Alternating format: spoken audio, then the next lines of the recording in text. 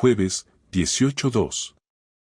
Estoy en el garaje del edificio, esperando el ascensor, con una bolsa de Mercadona en cada mano. He tenido uno de esos días interminables de trabajo y lo único que quiero es tirarme en el sofá, abrirme una cerveza y olvidarme del mundo. Suena el pitido del ascensor bajando, se abren las puertas, y ahí están. Ella y él. Laura, mi mujer desde hace 14 años, en una esquina del ascensor.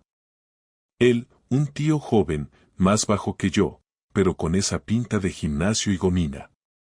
Están demasiado cerca. No hablan. Solo bajan la mirada, como si fueran adolescentes pillados fumando en el baño del instituto. Pero no fue eso lo que me destrozó.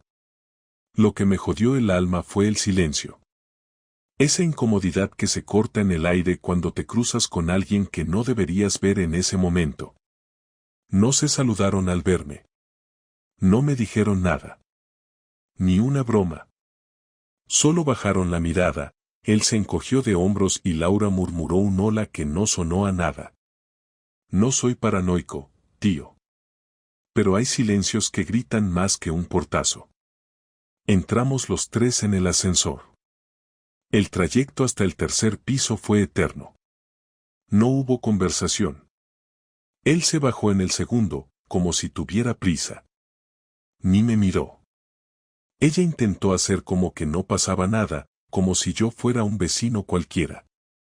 Como si los últimos 14 años se hubieran evaporado en ese ascensor de mierda. Yo tampoco dije nada. No porque no quisiera. Es que no me salía la voz. Cuando llegamos a casa, ella se metió en la cocina, dejó su bolso sobre la encimera, y empezó a preparar la cena como si todo fuera normal. ¿Qué te apetece hoy, pasta o ensalada? Yo la miraba y pensaba, ¿de verdad estás preguntando eso? No le contesté. Fui al baño, cerré la puerta y me senté en la tapa del váter con la ropa puesta, todavía con las bolsas en las manos. Me quedé allí 20 minutos. No estaba llorando. No me salía nada. Solo estaba, en shock. Como si alguien me hubiera metido una hostia sin avisar y yo aún no supiera dónde me dolía exactamente. Y entonces, en ese baño, me vino todo de golpe. Las veces que llegaba más tarde de lo normal y decía que había atasco en la Mayo de 21. Las veces que se duchaba justo antes de cenar. Las escapadas del sábado por la mañana para hacer recados.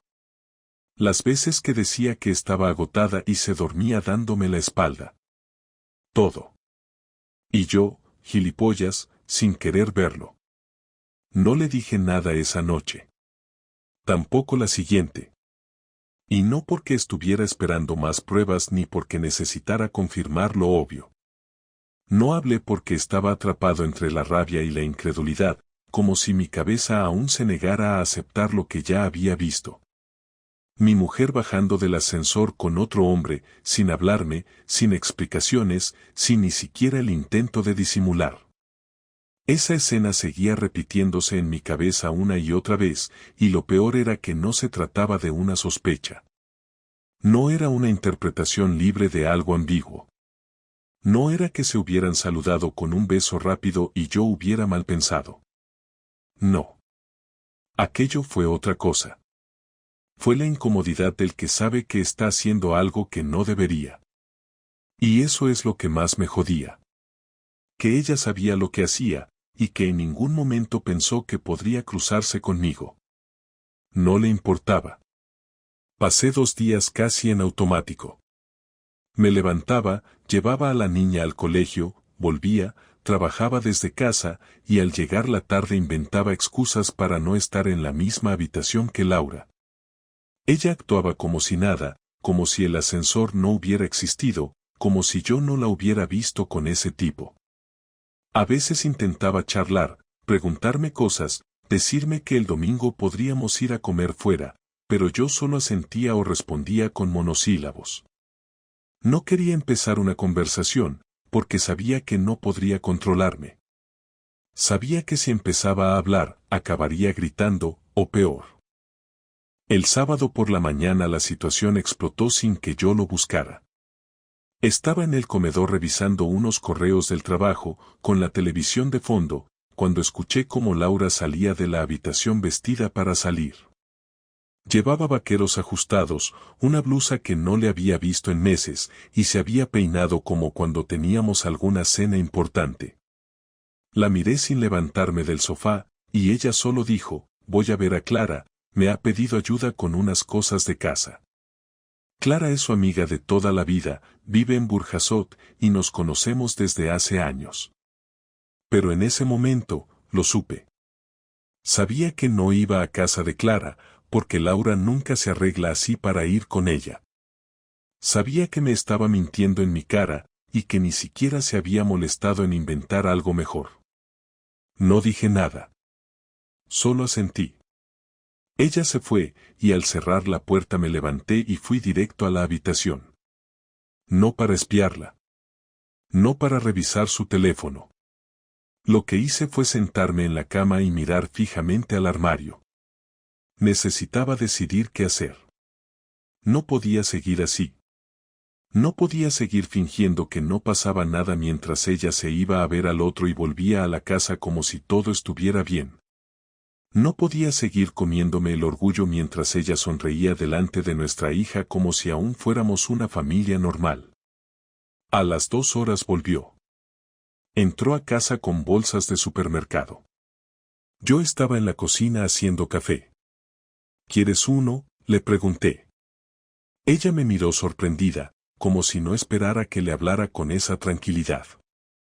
Sí, gracias, dijo. Se sentó frente a mí. Me observó unos segundos, y luego preguntó si estaba todo bien. Le dije que no. Que nada estaba bien. Que el jueves la vi bajando del ascensor con un tío, y que no tenía ninguna intención de seguir actuando como si no hubiera pasado nada. Se quedó en silencio unos segundos, sin saber qué decir.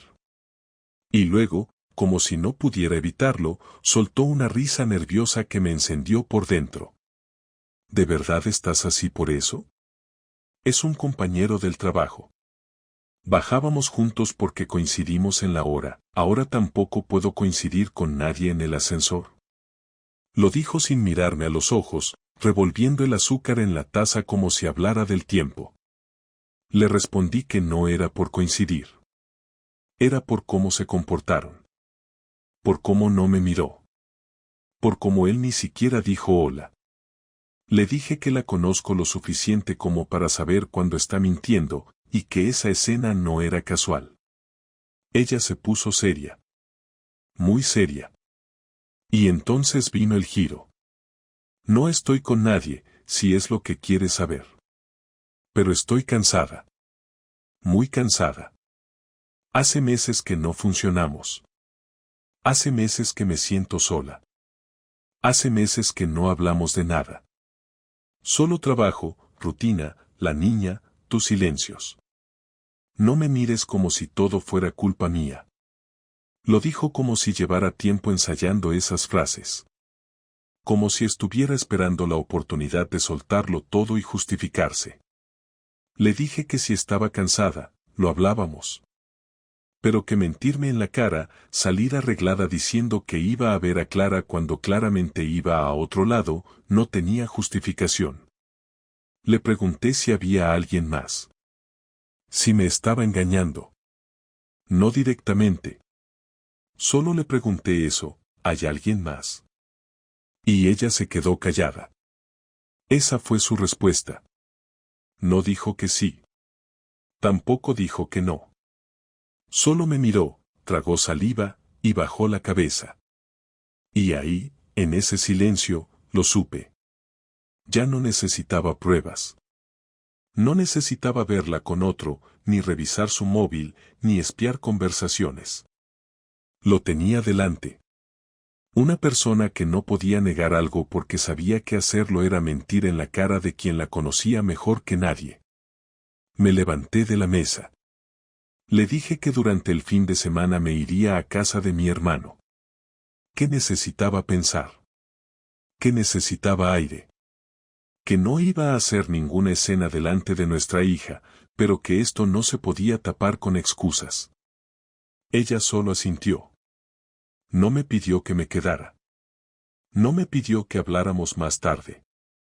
Ni una lágrima. Nada. Al día siguiente preparé una mochila con lo justo, le di un beso en la frente a mi hija mientras dormía, y salí sin hacer ruido. Me senté en el coche, respiré hondo, y entonces me di cuenta de algo, ya no estaba triste. Estaba enfadado, sí. Dolido, también. Pero ya no me sentía derrotado. Lo que sentía era claridad. Como si, por fin, todo empezara a encajar. Estuve 2 días en casa de mi hermano, sin decirle nada a nadie más. No tenía ganas de dar explicaciones, ni de fingir que estaba de visita. Él notó que algo me pasaba, pero no insistió. Me dejó mi espacio, como hace siempre, y yo se lo agradecí sin decirlo en voz alta. Dormí en el sofá del salón, miré el techo más de lo que vi la tele, y cada noche pensaba en lo mismo. Como una persona que compartió 14 años de vida contigo puede llegar a convertirse en una desconocida sin que te des cuenta. No hay una fecha exacta. No hay un momento donde todo cambia. Solo te despiertas un día, y te das cuenta de que esa persona ya no está ahí, aunque duerma a tu lado. El lunes a primera hora volví a casa. No porque quisiera reconciliarme ni porque creyera que aún había algo que salvar. Volví porque quería decir todo lo que tenía dentro, sin filtros, sin rodeos, sin frialdad. No tenía intención de guardar la compostura ni de quedarme con la mitad de la historia. Quería que se sentara frente a mí y me dijera la verdad, con palabras completas, sin pausas, sin silencios. Quería escucharla sin interrupciones, para poder odiarla con motivos claros. Cuando abrí la puerta de casa, la encontré en la cocina, vestida para el trabajo, con una taza de café en la mano. Me miró como si no supiera si alegrarse o prepararse para una discusión. Le dije que se sentara. No levantó la voz, ni hizo ningún comentario. Se sentó. Y yo también. Le pregunté directamente si estaba con alguien. Esta vez no dejé espacio para que evitara la pregunta. Le dije que ya no quería interpretar gestos ni suposiciones. Quería una respuesta directa. Ella cruzó los brazos, miró hacia un lado, y dijo algo que me dejó quieto, como si me hubiese golpeado el estómago sin avisar. Solo fue una vez. No tenía sentido, no significó nada. Fue una estupidez. Lo dijo sin levantar la voz, sin emoción. Como si hablara de perder un tren o de romper una copa. Le pedí que me lo explicara. No por curiosidad, sino porque necesitaba entender qué nivel de mentira había en los últimos meses. Me dijo que fue hace 3 semanas, que habían coincidido varias veces en el trabajo, que empezaron hablando de cosas normales, que un día él le propuso tomar algo después del horario, que ella fue sin intención de nada, y que cuando se quiso dar cuenta ya estaba en su coche, en su piso, y que pasó. Me lo soltó todo de golpe, sin pausas, sin adornos. Lo dijo como alguien que quiere acabar rápido con una confesión para poder respirar después. Yo no la interrumpí. Me quedé quieto, escuchando. No porque fuera fuerte, sino porque por dentro ya no quedaba nada que se pudiera romper. Le pregunté si pensaba seguir viéndolo. Dijo que no. Que después de eso se sintió mal, que no volvió a hablar con él, que solo se lo encontró una vez más y no cruzaron palabra. Le pregunté entonces por el ascensor, por el día que los vi. Me dijo que fue esa vez. Que fue el último encuentro. Que bajaron juntos por casualidad. Le pregunté por qué no me saludaron. ¿Por qué se comportaron como si fueran 2 culpables atrapados? Y no me contestó. Solo dijo que no sabía cómo reaccionar, que se sintió avergonzada, que pensó que no la había visto bien. Le pregunté si estaba arrepentida de lo que hizo, o si simplemente estaba molesta porque la pillaron. Esa fue la única vez que se alteró. Me dijo que no era una niña, que sabía perfectamente lo que había hecho, y que no estaba buscando compasión ni perdón. Me dijo que no era infeliz conmigo, pero que se sentía vacía, como si todo se hubiera vuelto costumbre, rutina, silencio. Le respondí que si estaba vacía podía haberlo dicho, que nadie la obligaba a seguir conmigo, que no había necesidad de llegar a eso.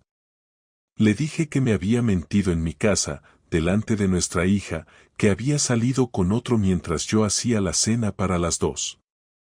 Le dije que me dio asco pensar que esa noche se metió en la cama a mi lado después de haberse acostado con otro. Ella no lloró. Tampoco pidió perdón. Me dijo que no sabía cómo habíamos llegado a este punto.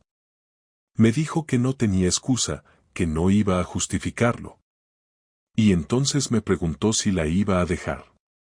Se lo preguntó así, sin rodeos. Yo le dije que ya la había dejado el día que la vi en ese ascensor. Que ahora solo faltaba formalizarlo. Le dije que no quería escándalos, que no pensaba gritar ni hacer el ridículo delante de nuestra hija. Pero que esto no tenía solución. Que no podía volver a besarla. Que no iba a acostarme con alguien que había compartido la cama con otro sin pensar en mí ni un segundo. Que no podía seguir fingiendo. Se quedó en silencio. Yo también. Y en ese momento supe que todo había terminado. No como en las películas, donde alguien grita y otro llora. Fue un final seco. Real. Con dos personas que ya no tenían nada que decirse porque la verdad estaba sobre la mesa. Le dije que iba a buscar un abogado. Que ella podía quedarse en casa con la niña por ahora. Que hablaríamos con calma del tema.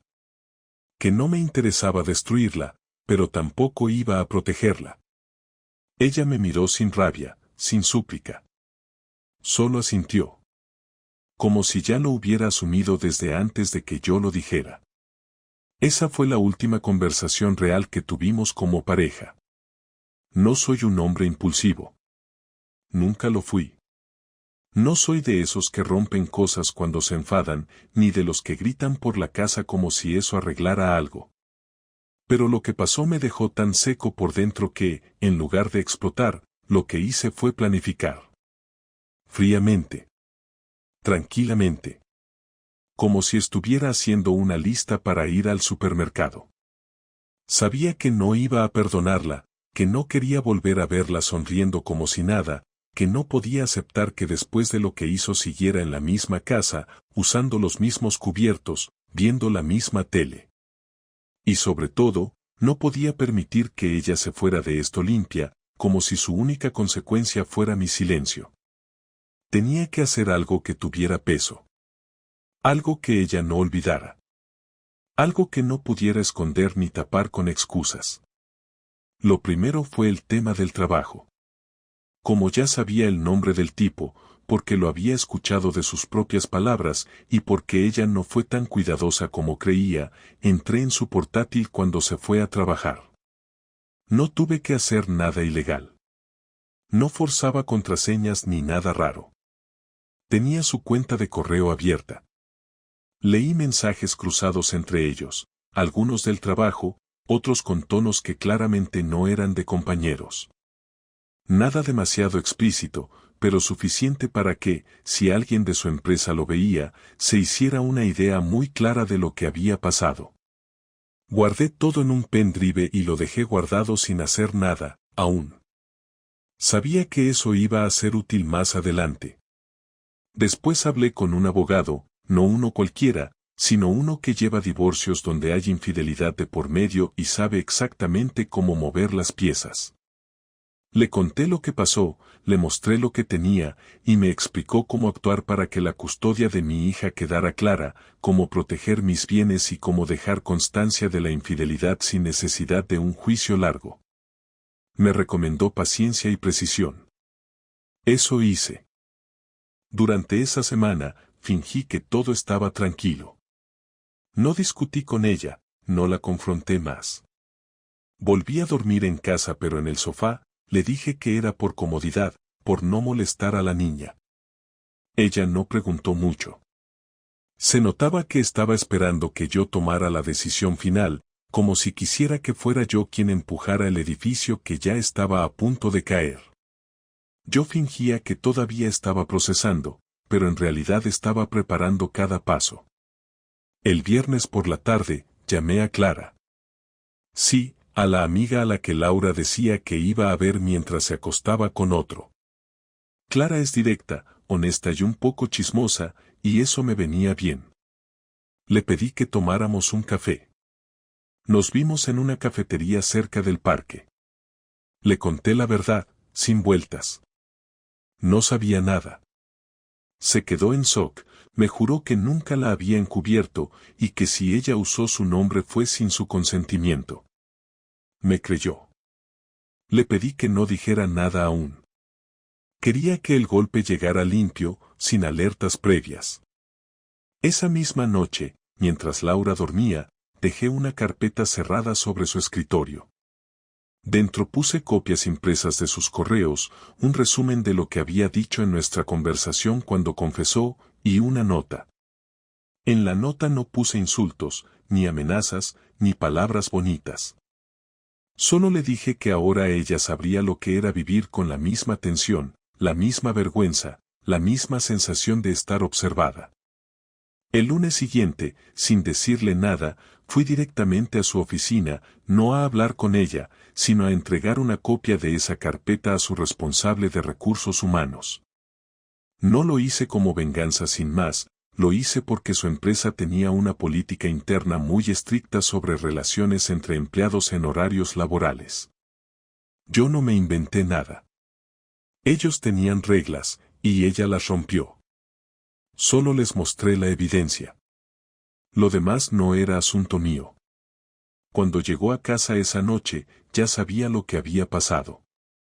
Entró con una cara pálida, sin fuerza. Me miró como si ya entendiera todo. No me gritó. No dijo nada. Solo me preguntó si había sido yo. Le respondí que sí. Me preguntó por qué.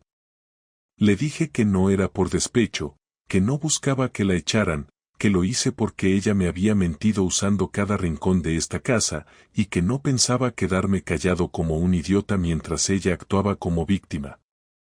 Le dije que el respeto no se recupera con disculpas vacías, y que si alguien tenía que enfrentarse a las consecuencias, esta vez no iba a ser solo yo. Después de eso, fue cuestión de tiempo. Su empresa abrió una investigación interna. Él, el otro, fue apartado temporalmente. Ella pidió vacaciones urgentes. Empezó a encerrarse más en casa, a evitarme incluso cuando estábamos en el mismo salón. Ya no hablaba conmigo ni con la niña más de lo necesario. Por primera vez en mucho tiempo, se notaba que sentía algo real, vergüenza. No por lo que había hecho, sino por haber sido descubierta, por perder el control, por no haber podido mantener la farsa. Yo seguía con lo mío. Avancé con los trámites legales. Empecé a buscar un piso cerca del colegio de mi hija. Hablé con el abogado para dejar todo listo. Empecé a mover dinero, a separar cuentas, a preparar los papeles. Ya no era un hombre enfadado. Era alguien que había aceptado que su vida se rompió y que ahora tenía que reconstruirla sin ella. Lo más duro no fue ver cómo ella se derrumbaba, sino comprobar que no luchó por evitar nada. No pidió que lo solucionáramos. No intentó arreglarlo. Solo aceptó la derrota, como quien sabe que todo estaba podrido desde hace tiempo. Pasaron 2 semanas desde que ella supo que había llevado todo a su empresa. En ese tiempo no volvimos a cruzar más de 3 frases seguidas. Todo giraba en torno a la niña, las rutinas de la casa, lo esencial. Dormíamos en habitaciones separadas, nos evitábamos en los pasillos, y si compartíamos la mesa en el desayuno era solo por no levantar sospechas. Yo ya tenía casi todo resuelto con el abogado. Solo faltaba firmar. Y esa noche, sin esperarlo, ella vino al salón y me pidió que habláramos. No con tono de súplica, ni con la voz rota. Habló como quien sabe que ya no tiene margen para controlar nada. Le dije que sí. Apagué la televisión, dejé el mando sobre la mesa y esperé a que empezara. Dijo que no entendía cómo habíamos llegado a esto, y no por echarme la culpa, sino porque no se reconocía en lo que había hecho. Me dijo que se sentía como si hubiera perdido el control, como si durante meses hubiera estado desconectada de todo. Me preguntó si alguna vez sentí que vivíamos como dos desconocidos. Le dije que sí, pero que la diferencia entre nosotros era que yo no busqué la solución fuera de casa. Ella se quedó en silencio. Luego me dijo que no quería justificar nada, que no esperaba que la perdonara, pero que necesitaba entender en qué momento se rompió todo. Me pidió que hablara, que fuera honesto, que dijera lo que llevaba dentro desde hacía tiempo. Le respondí que no me costaba hacerlo, pero que seguramente no le iba a gustar lo que iba a oír. Le dije que durante los últimos 2 años había notado su distancia, que la forma en que me hablaba, como evitaba el contacto físico, como siempre tenía una excusa para todo, eran señales que elegí ignorar por no enfrentarme a lo que ya intuía. Le dije que me dolía más su frialdad que la infidelidad en sí, porque al menos con lo segundo había algo tangible, algo que podía nombrarse. Pero la frialdad fue constante, fue diaria, fue esa mirada vacía cuando llegaba del trabajo, fue ese tono cortante cuando le preguntaba por su día, fue ese silencio en la cama mientras fingía dormir. Le dije que durante meses me sentí invisible y que a pesar de eso nunca crucé el límite. Que no porque fuera un santo, sino porque no quise rendirme. Y ella sí lo hizo. Me escuchó sin interrumpirme. Cuando terminé, me preguntó si todavía sentía algo por ella. Le dije que sí, pero que no era amor. Era decepción. Era dolor. Era nostalgia de algo que ya no iba a volver. Me preguntó si creía que esto se podía arreglar. Le dije que no. Que yo ya no podía volver a verla como antes. Que podía seguir viviendo en la misma casa durante años si hiciera falta, pero que nunca más iba a confiar en ella. Y sin confianza, no hay relación. Me preguntó si podía quedarse en la casa hasta encontrar una solución para su situación laboral. Le dije que sí. Que no iba a echarla. Que no quería joderla. Pero que no iba a frenar el divorcio. Que ya estaba todo en marcha. Y que lo mejor era que se firmara cuanto antes, por el bien de los tres. Entonces bajó la mirada. Por primera vez en todo el proceso, pareció de verdad afectada. No lloró. No gritó. Solo dijo que entendía. Que le dolía. Que no sabía cómo reconstruir su vida después de esto. Le dije que yo tampoco sabía cómo sería la mía, pero que al menos quería construirla sin mentiras, sin dobleces, sin mirar todos los días a alguien que había elegido rompernos sin avisar. Le dije que íbamos a hablar con la niña, que íbamos a explicarle todo con calma, sin echar culpas. Que no merecía crecer en una casa donde la tensión se pudiera cortar con un cuchillo. Ella aceptó todo. No discutió nada. Solo pidió que no la odiara delante de la niña. Le dije que no la iba a odiar. Que no tenía sentido. Que el odio consume y que yo ya no quería cargar más con emociones que no me dejaban dormir. Le dije que en algún momento, cuando todo se calmara, quizás podríamos hablarnos como personas que compartieron algo importante. Pero que por ahora, lo único que quería era cerrar esta etapa con dignidad, con firmeza y sin escenas de película. Esa fue la última vez que hablamos durante más de 5 minutos. Después de esa noche, solo cruzamos las palabras necesarias para organizar la firma de los papeles, hablar con la niña y resolver lo que quedaba pendiente. Fue frío, sí, pero necesario. Fue duro, pero inevitable. La mañana en que fuimos a firmar los papeles del divorcio no tuvo nada especial, o por lo menos nada que diera la sensación de que esa fecha iba a quedar grabada por encima de muchas otras. Me levanté a la misma hora de siempre, preparé el desayuno de la niña, la llevé al colegio y volví a casa sin pensar demasiado en lo que venía después. Laura estaba vestida con ropa formal, pero no porque quisiera impresionar a nadie, sino porque quería dar la imagen de que tenía el control de la situación, aunque en realidad se notaba que estaba nerviosa. No lo decía, pero lo llevaba escrito en los hombros, en la forma en que agarraba las llaves, en la manera en que evitaba mirarme directamente. Yo tampoco buscaba provocarla ni generar tensión. Solo quería terminar. Ella se ofreció a ir en su coche y que yo fuera por mi cuenta, pero preferí que fuéramos juntos para no alargar la espera.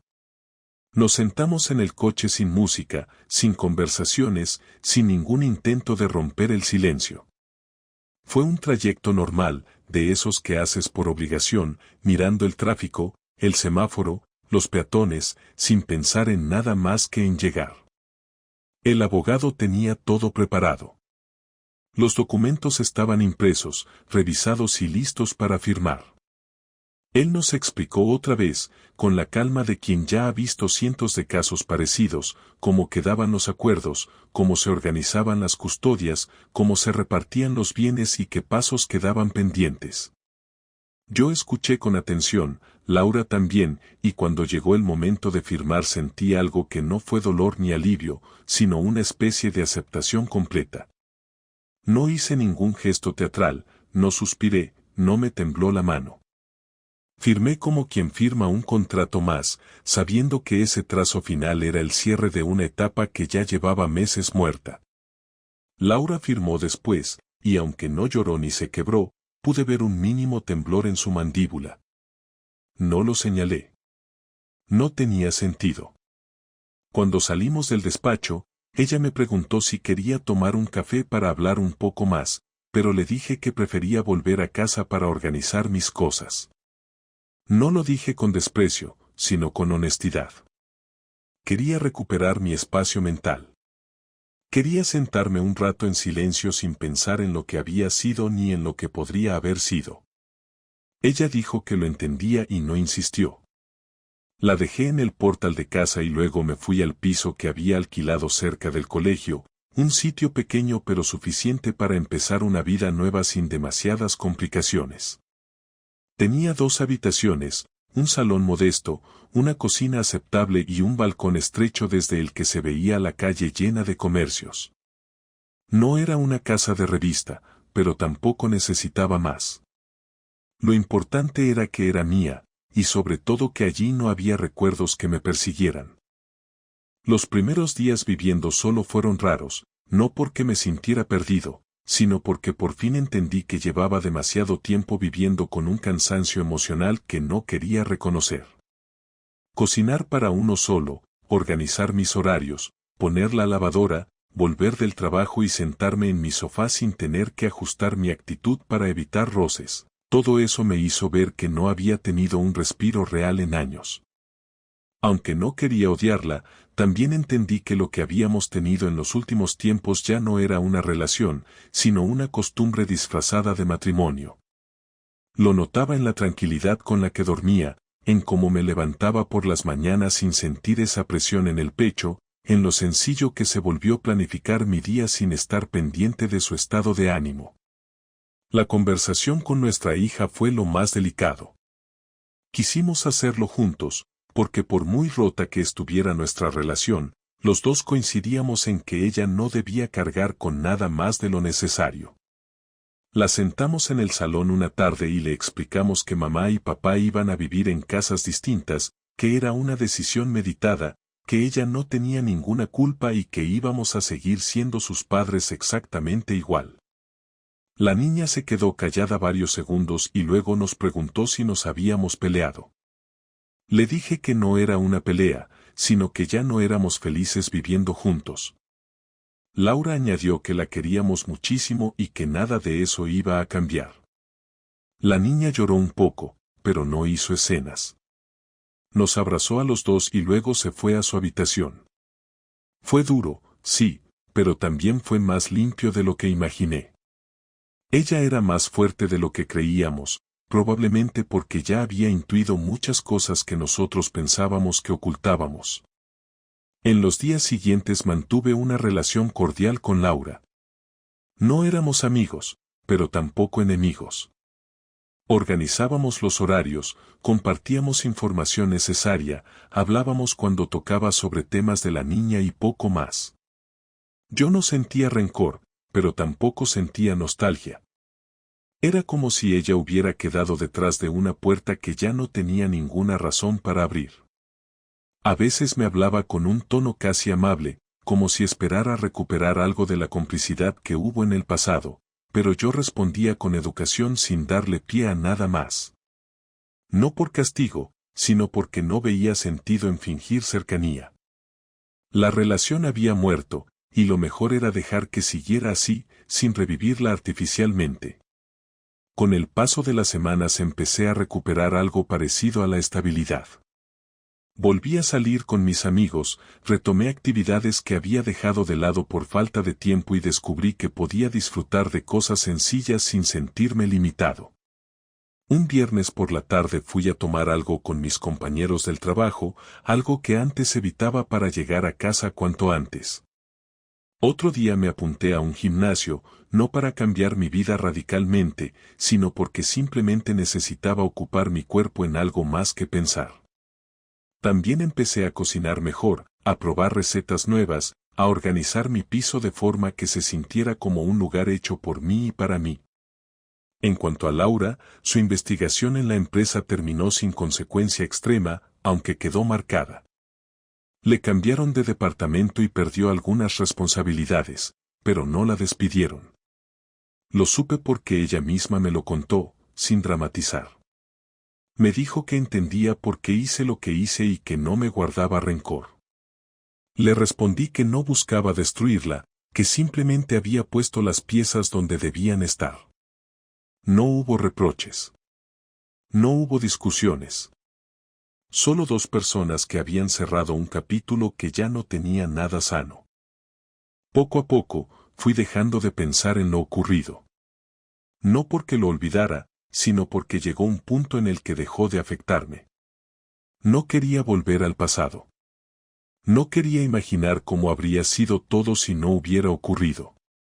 Solo quería seguir adelante, entender qué clase de hombre era sin una relación que me consumía sin darme cuenta y darle a mi hija un entorno en el que pudiera crecer sin tensión. Y aunque mi vida no se convirtió en algo espectacular, sí recuperé algo que había perdido desde hacía mucho tiempo, la calma. A veces, cuando dejo a la niña en casa de Laura y coincido con ella en la puerta, la miro y pienso que hubo un tiempo en el que la quise tanto que no imaginaba poder vivir sin ella. Ahora, en cambio, la veo como alguien que formó parte de mi historia, pero no de mi futuro. Y eso no me duele. Me da claridad. Me da dirección. Me deja seguir con mi vida sin mirar atrás. Ese fue el final. No explosivo, no dramático, no digno de una película, sino real.